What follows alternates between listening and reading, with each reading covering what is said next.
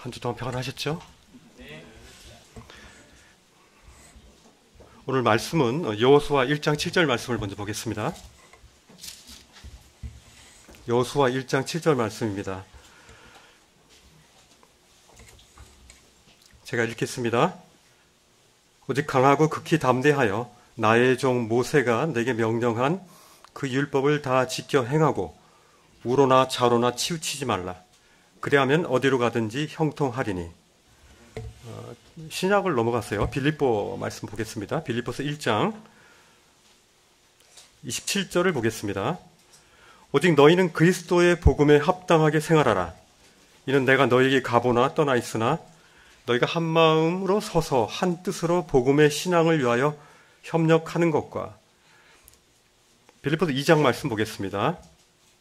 아무 일에든지 다툼이나 허용을 하지 말고 오직 겸손한 마음으로 각각 자기보다 남을 낮게 여기고 각각 자기 일을 돌볼 뿐더러 또한 각각 다른 사람들의 일을 돌아보아 나의 기쁨을 충만하게 하라. 너희 안에 이 마음을 품으라. 곧 그리스도 예수의 마음이니 그는 근본 하나님의 본체시나 하나님과 동등됨을 취할 것으로 여기지 아니하시고 오히려 자기를 비워 종의 형체를 가지사 사람들과 같이 되셨고 사람의 모양으로 나타나사 자기를 낮추시고 죽기까지 복종하셨으니 곧 십자가에서 죽으심이라. 여호수아 1장 7절 말씀으로 다시 돌아오시기 바랍니다. 오늘 저는 영적인 균형을 잡고 복음의 신앙을 위해서 함께 가기라는 그런 제목으로 말씀을 전하고 하겠습니다. 복음의 신앙으로 함께 협력하여 함께 가기. 어느 누구도 한 분도 빠짐없이 함께 가는 겁니다. 여호수아 1장 7절에 보면은 여호수아와 이스라엘에게 주신 하나님 말씀인데요. 하나님은 여호수아와 이스라엘 백성들에게 오직 강하고 다른 선택의 여지가 없이 오직이라고 했습니다. 오직 강하고 담대하라고 했습니다. 그리고 나의 종 모세에게 준 그 하나님의 말씀을 다 지켜 행하라고 했습니다. 이스라엘 백성과 여호수아가 담대할 수 있고 강할 수 있는 그 근거는 뭡니까? 하나님이 강하고 담대하시기 때문입니다. 하나님은요, 강하신 분이십니다. 그리고 담대하신 분이십니다. 그렇기 때문에 이 말씀을 한 그 하나님을 힘입어서 여호수아와 또 이스라엘 백성뿐만 아니라 지금 저희에게 21세기를 살고 있는 저희에게도 하나님은 여전히 강하시고 담대하신 분이시란 겁니다. 우린 흔히요 이 말씀을 보면요 좌로나 우로나 치우치지 말라 그랬죠. 이게 뭡니까? 영적인 밸런스입니다. 영적인 균형이죠. 영적인 균형은요 건강한 사람만이 영적 균형을 잡을 수 있습니다. 건강하다는 건 뭡니까? 근육이 있는 사람은 건강할 수 있습니다. 근육이 없이요 지방만 있다거나 그 근육질이 없는 사람들은 걸을 수가 없죠. 제가 요즘에 집에서 한참 하고 있는 그 운동이 있습니다. 밸런스 보드라고 있는데 이렇게 원통이 있어요. 이렇게 원통이 있는데 그 원통 위에 이렇게 보드를 놓고 이게 그 원통 보드 위에 이렇게 왔다 갔다 이렇게 중심을 잡는 겁니다. 한쪽으로 기울려 그러면은 왼쪽으로 기울려 그러면 오른쪽에 다리에 힘을 줘서 균형을 잡습니다. 그리고 왼쪽으로 기울려 그러면은 또 오른쪽으로 이렇게 힘을 주죠. 중심된 원통을 중심으로 해서 균형을 잡는 것입니다. 쉽지 않습니다. 처음에는 10초도 못 있었어요. 처음엔 2초도 못 있었습니다. 근데 벌써 한 달이 넘어가고 2달째 이게 되니까 이제는 한 20분 정도 견디겠더라고요. 영적인 균형을 잡기 위해서는요, 우리의 영적인 근육이 필요합니다. 그러지 않으면요, 우리는 아무리 마음으로 균형을 잡아야 돼, 건강해야 돼, 주님만 바라봐야 돼, 소용없습니다. 이 영적인 건강은요, 바로 하나님의 말씀에 중심되어진 상태, 그것이 바로 영적인 건강을 유지할 수 있는 근거가 됩니다. 우리의 삶의 중심은요, 하나님 말씀입니다. 하나님의 말씀을 듣고 그것을 씹고 그리고 그것을 소화시켜서 우리의 영적 혈관으로 보낼 때 그 영양분이 골고루 뿌려질 때, 머리끝부터 발가락 끝에까지, 발톱까지 골고루 갈 때 우리의 몸은 건강할 수 있습니다. 그리고 걸렸을 때 넘어지죠. 그런데 영적인 이 신비로움은 뭐냐면요. 걸려지는 건 어찌할 수 없지만 걸려도 안 넘어질 수 있습니다. 왜?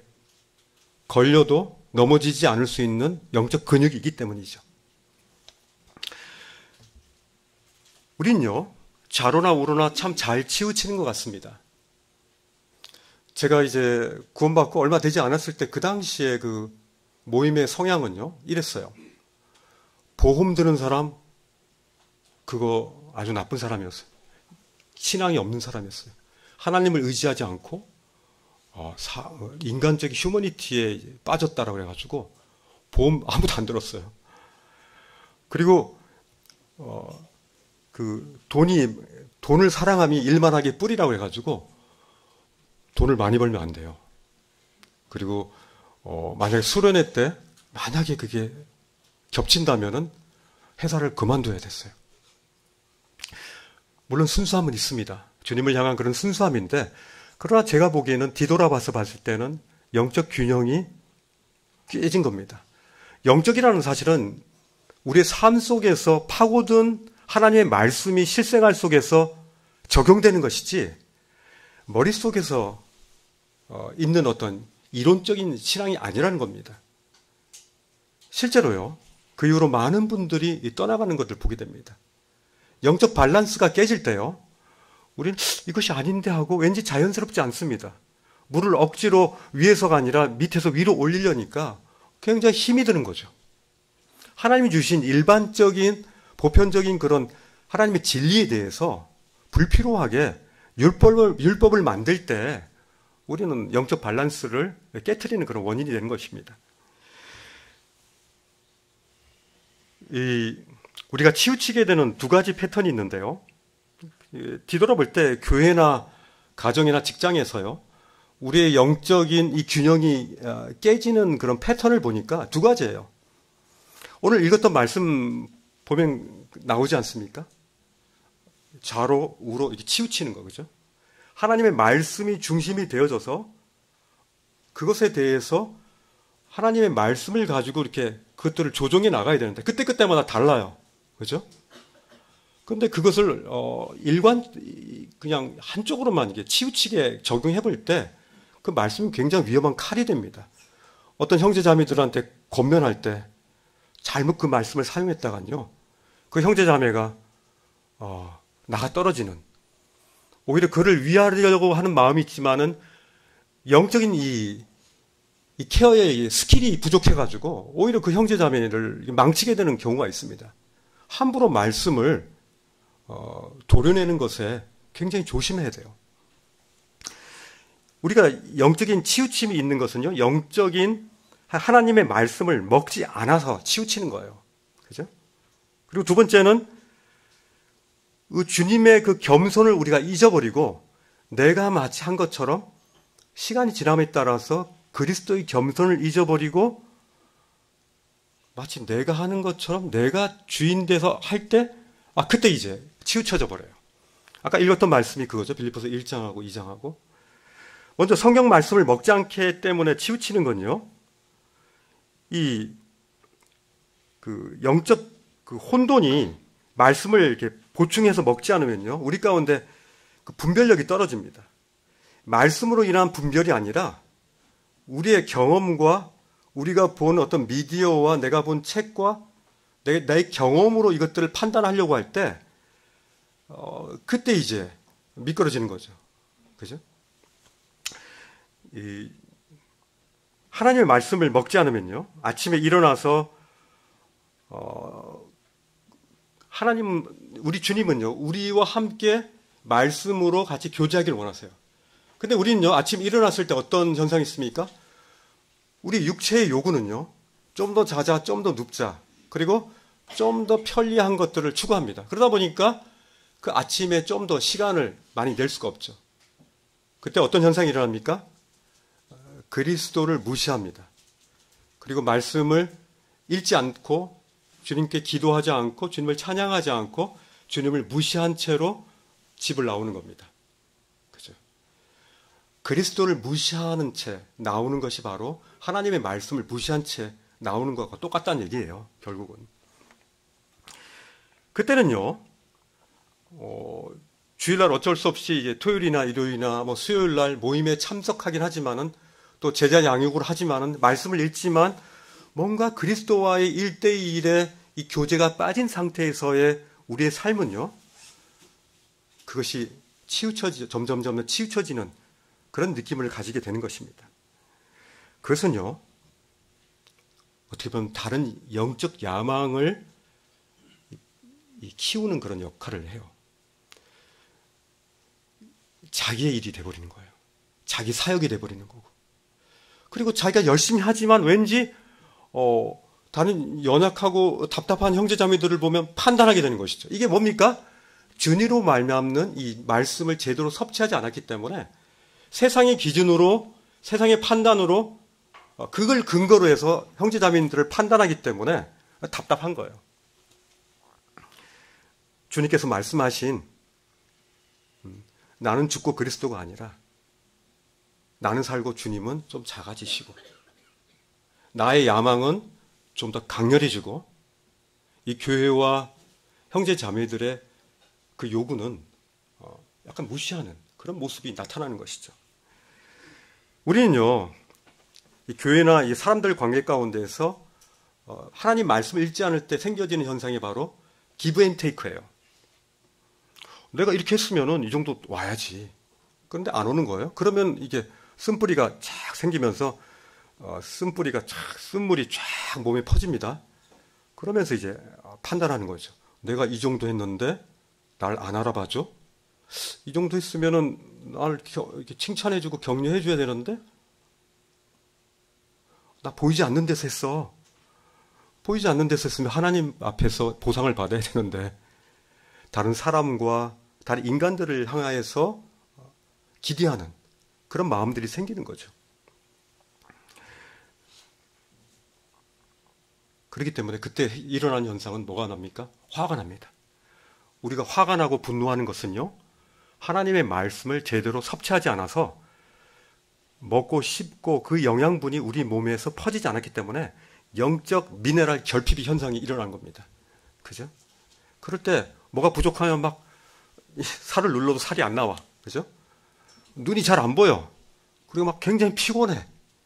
이게 뭡니까? 영적 말씀의 미네랄이 부족해서 그래요. 치우칩니다.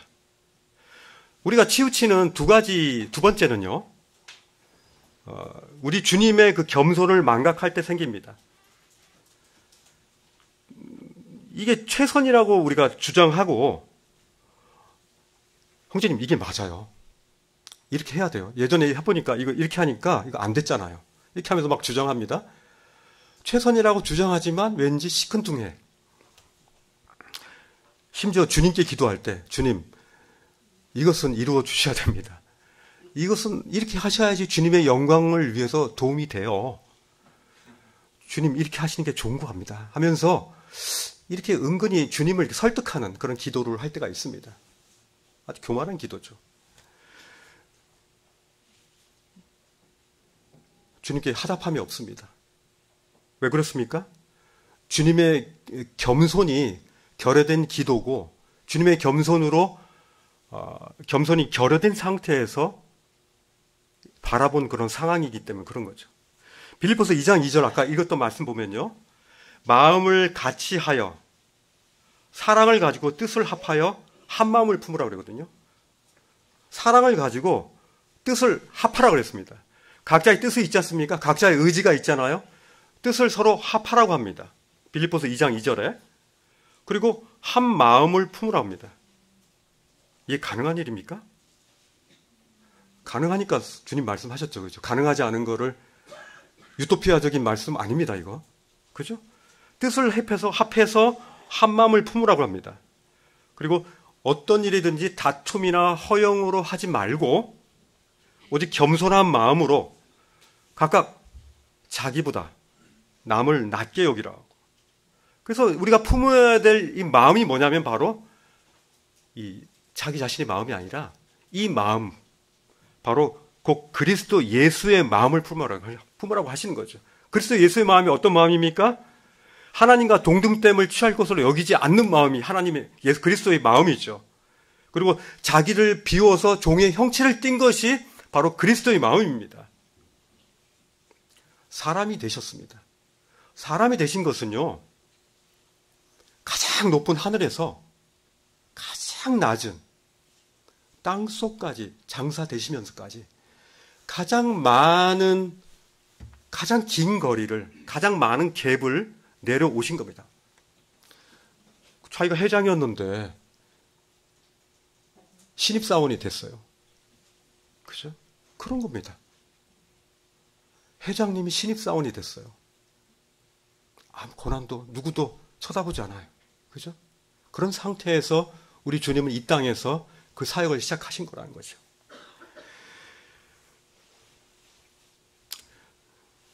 우리 주님이요, 저는 올해 모임의 날이잖아요. 모임의 날을 하면서 우리가 참 이 겸손의 마음, 이것이 참 필요하다는 생각이 들어요. 그러지 않으면요, 이 복음의 신앙을 위해서 우리가 협력하는 데 있어서 나보다 남을 낮게 여기는 부분에 있어서 나의 것들 양보하는 부분이 쉽지가 않아요. 때때로요, 저는 우리의 자존심을 이렇게 상하게 하는 그런 말들이 들어요. 그분은 이렇게 그런 의도로 얘기하지 않았는데 자존심이 상해요. 나를 이렇게 무시하는 것 같아. 여러분들 어떻게 반응하십니까? 아유, 저런 인간하고 이제 다시는 상대하지 말아야지. 이건 세상적인 관점이죠. 그죠? 육신의 관점입니다. 교회에서는 그 결정 방식을 선택하시면 안 됩니다. 새 생명의 사람들은요, 주님, 저분이 왜 저렇게 나를 무시하는지요? 저로서는 도저히 이해가 안 됩니다. 감당하지 못하겠어요.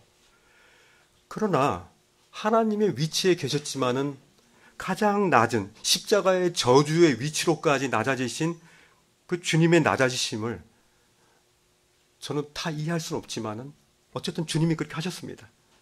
이번에 제가 그 정도의 낮아짐은 아니지만은 제가 주님의 그 낮아심을 이해할 수 있고, 또 제 자신이 가만히 보면 말하는 게 틀린 말은 아니야.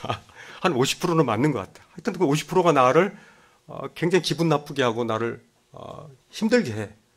그 50%를 주님 앞에 내려놓겠습니다. 라고 이렇게 하는 것이 바로 주님 안에서의 영적 밸런스를 맞추는 데 있어서 우리의 겸손에 취할 태도인 것입니다. 그죠? 다 이해 안 되죠. 그때 우리가 그 오해를 풀려고 막 애쓰기보다도 그리스도의 겸손으로 제가 침묵하고 오히려 그를 위해 기도할 수 있는 그런 생명의 시각을, 선악의 시각이 아니라 그리스도의 그 생명의 시각으로 그를 바라볼 수 있는 놀라운 기회를 주셔서 감사드립니다라고 기도할 수 있는 거예요. 제가 과거에는 이런 선악의 시각을 많이 가졌어요. 저에게 무시하고 그런 분들 보면 막 판단하고 어떻게 하든지 저분의 단점은 뭘까 막 하면서 이렇게 자기도 실수하면서 하나 나오면 그냥 막 그 꼬투리 잡아가지고 막 구멍을 크게 만드는 거죠. 그거 봐 자기도 그러면서 하면서 그건 아닙니다. 오히려 주님의 낮아지심을 제가 경험할 수 있는 기회라고 보고 그를 향해서 쿠팡에다가 초콜릿 한 박스를 시켜주는 것이 성경적 시각 아니겠습니까? 그죠? 그에게 오히려 선물을 주는 것이 저희가 거기서 배울 수 있는 겁니다. 과연 선과 악을 구별하는 것이 우리에게 유익이 될까요? 이제는 교회에 와서 선악으로 판단하는 그런 부분은 이제 그쳐야 돼요. 생명의 시각으로 그것들을 받아들이는 게 필요하죠. 이럴 때 우리가 좌로나 우로나 치우치지 않을 때요, 우리에게 오는 것은 주님이 주시는 평안입니다. 요한복음 14장에 27절에 보면요, 너에게 평안을 끼치노니 곧 나의 평안을 너희에게 주노라. 내가 너희에게 주는 것은 세상이 주는 것과 같지 아니하리라. 너희는 마음에 근심하지도 말고 두려워하지 말라. 주님의 평안은요, 그리스도 예수의 마음을 품을 때, 그죠? 우리 자기 야망이 무너지고 자신을 비워서 종의 자리로 내려가는, 십자가에 죽기까지 복종하신 그리스도의 겸손의 자리로 우리가 내려가는 거예요. 그리고 몸된 교회에 제가 무익한 일꾼입니다라고 겸손하게 주님 앞에 고백을 드리는 거죠. 빌립보서 1장 27절에 보면요, 오직 너희는 그리스도의 복음에 합당하게 생활하라. 오직 너희는 그리스도의 복음에 합당하게 생활하라. 내가 너희에게 가보나 떠나 있으나 너희가 한 마음으로 서서 한 뜻으로 복음의 신앙을 위하여 협력하는 것과, 이렇게 복음의 신앙을 위하여 협력하기 위해서 나는 죽고 그가 사는 것이, 이 침례 요한의 그 원리를 여기다 적용하는 겁니다. 29절, 그리스도를 위하여 너에게 은혜를 주신 것은 다만 그를 믿을 뿐만 아니라 또한 그를 위하여 고난도 받게 하렵니다. 우리가 손해보는 거예요. 그죠? 그리스도를 위하여 우리가 손해보는 거, 손해봐서 그리스도께 영광을 드리는 것이 바로 우리가 그리스도의 겸손을 배웠다고 하는, 저희가 할 수 있는 우리의 열매의 모습이죠. 우리는 지금까지 태어나서 지금 여기까지 있으시면서 굉장히 많은 다른 환경이 있습니다. 그죠? 굉장히 다른 환경입니다. 우리 어머님처럼 대장부 같은 그런 분들, 잘한 분도 있고, 아주 온유하신 그런 가정 가운데 잘한 분도 있고, 각각 달라요. 근데 우리에게는요, 각자가 결코 양보할 수 없는 자존감이 하나씩 다 있더라고. 그거 건드리면요, 그렇게 이렇게 좋은 형제, 그렇게 성품이 좋은 분도 표현은 그러지만 집에서 한 일주일 알아요. 끙끙끙 알아요. 결코 양보할 수 없는 자존감, 그것이 건드려지면요, 그 아킬레스가 있단 말입니다. 우리의 은사도 너무 달라요. 자기 관심 분야도 다르단 말입니다. 나는 왼쪽으로 가야 될 것 같은데 저 형제님은 오른쪽으로 가야 된다는 거예요. 사도 바울도 마찬가지 입장이에요. 그와 맞지 않는 형제들을 향해서 사도 바울은 인정하고 있습니다. 그렇기 때문에 복음에 합당하게 생활하라고 하면서 한 마음, 한 뜻, 이거 뭡니까? 좀 때를 기다리라는 거예요. 만약에 한 마음과 한 뜻이 되지 않을 때요, 그때 그냥 실행해버리면요, 그때 연합이 깨져요. 한 마음과 한 뜻은요, 그 때를 기다려줄 수 있는 겸손함이 필요해요. 내가 아닐 수 있다. 그 때를 기다려주는 것이 저는 이 교회에 주님이 보여주신 그런 겸손의 모습이라고 생각합니다. 한 마음 한 뜻으로 복음을 위하여 협력하라. 그래서 일부러 져주기도 하잖아요. 탁구도 져주고 일부러. 나보다 못 치는데, 그죠? 그죠? 그리고 연약하지만, 나보다 그렇지만 세워주는 거예요. 그것이 바로 교회의 몸된 이 머리를, 그리스도의 머리로 두시고 몸된 지체들이 살아갈 수 있는 거예요. 우리가 4살짜리 하고 애하고 레슬링 하는데 그냥 패대기 치지 않잖아요. 그죠? 이야, 아빠가 힘 좋지 하면서 막 패대기 치고 막 그러지 않잖아요. 그죠? 막 넘어지잖아, 일부러. 아유, 너 힘세다, 아유, 너 아유 하면서. 그를 막 살려주잖아요. 성숙한 자는요, 오히려 약한 자에게 져주는 거예요. 그게 영적인 밸런스의 근육을 가진 성숙한 자의 모습인 겁니다. 영적 균형은요, 주님의 말씀을 중심으로 훈련된 성숙한 영적 근육들에 의해서 잡혀집니다. 그죠? 그래야 좌로나 우로나 치우치지 않고요, 하나님 말씀이 중심이 돼서 우리가 갈 수 있습니다. 두 번째는 뭐라고요? 주님의 겸손입니다. 교만은요, 넘어짐의 앞잡이입니다. 교만한 마음이 들어오는 것은요, 사단 마귀가 가장 불의의, 그에게 있어서 의의 병기겠죠. 그죠? 이 교만은요, 우리를 넘어지게 해요. 우리 영적 밸런스를 가장 나쁘게 하는 게 바로 교만입니다. 한쪽으로 치우쳐도 괜찮다고 교만은 막 우리에게 호소해요. 괜찮아. 요번에 한번 기울어지면 어때? 다시 하면 되잖아. 그러나 그때 넘어져 이렇게 한쪽으로 기울어졌을 때 그때 일어나는 파급 효과가 굉장히 큰 겁니다. 속지 마십시오. 겸손의 허리띠를 띠고 가장 높은 곳에서 가장 낮아지신 그리스도의 마음을 우리가 따라가는 것이 가장 필요한 겁니다. 올해 영적 밸런스를 잘 잡고 그리스도의 마음, 그리스도의 말씀을 중심에 되어줘서 겸손하게 함께 협력하여 복음의 신앙을 위해서 함께 나갑시다. 아멘입니까? 아멘. 예. 말씀 이름하겠습니다. 기도하겠습니다. 기도하고 주님 감사합니다. 오늘 모임의 날인데요. 이렇게 교회가